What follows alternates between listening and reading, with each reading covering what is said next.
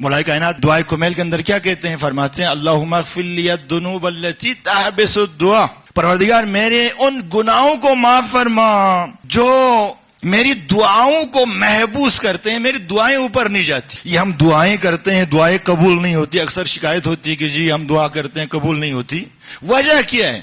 اس کی ایک وجہ یہی ہے، حرام لقمے کا ایک اثر یہ ہے کہ دعائیں محبوس ہو جاتی ہیں، اوپر نہیں جاتی۔ جب دعائیں اوپر نہیں جائیں گی پھر خدا کے اوپر توکل، اہل البیت علیہ السلام کے اوپر توکل، بھروسہ ہمارا کیا ہو جائے گا؟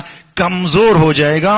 جب کمزور ہو جائے گا تو آہستہ آہستہ بے عقیدہ ہو جائیں گے، بے عقیدہ ہو جائیں گے۔ روایت کے جملے ہیں کہ لقمہ حرام اس سے انسان کے ذہن میں شبہ ایجاد ہوتے ہیں، اشکالات، وسوسے، خیالات۔ جب شبہ ایجاد ہوتے ہیں تو یہ شبہ ہمارے ذہن کے اندر کیا کرتے ہیں؟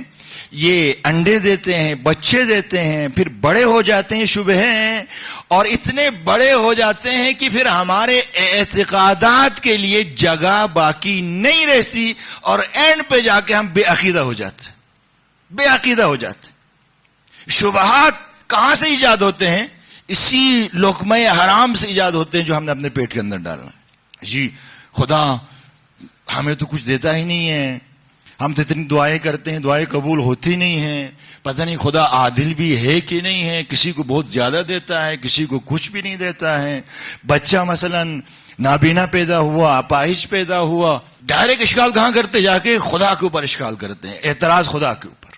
دیکھیں لقمہ حرام اثر، مثلا کہ جی پردہ تو دل کا ہونا چاہیے، یہ کہاں لکھا ہے مثلا کہ بال چھپاؤ، حجاب کے ساتھ باہر آؤ؟ اس قسم کے اعتراضات، اس قسم کے اشکالات، یہ جو شبہات اور وسوسے جو ایجاد ہوتے ہیں، دیکھیں الہام ہمیشہ خدا کی طرف سے، ملائکہ کی طرف سے ہوتا ہے، اور وسوسہ کس کی طرف سے ہوتا ہے؟ وسوسہ ہمیشہ شیطان کی طرف سے ہوتا ہے، اور لقمہ حرام ہمارے ذہن کے اندر وسوسہ ایجاد کرتا ہے۔ پھر آہستہ آہستہ ہمارے اعتقادات سست ہو جاتے ہیں، کمزور ہو جاتے ہیں، اور اینڈ پر جا کر بے عقیدہ ہو جاتے ہیں۔ اور ایک شخص جو کسی وقت مثلا اول صف کا نمازی تھا، سینہ زن تھا، عزادار تھا، دیکھتے ایک دم پٹری سے اترا ہوا ہے، لائن سے اترا ہوا ہے، اپنا نماز پڑھتا ہے، نہ عزاداری میں آتا ہے، نہ کوئی اور کام کرتا ہے، کسی اور دنیا میں مگن اور مشغول۔ یہ ایسی حالت کیوں بن جاتی انسانوں کی؟ لقمہ حرام کا اثر۔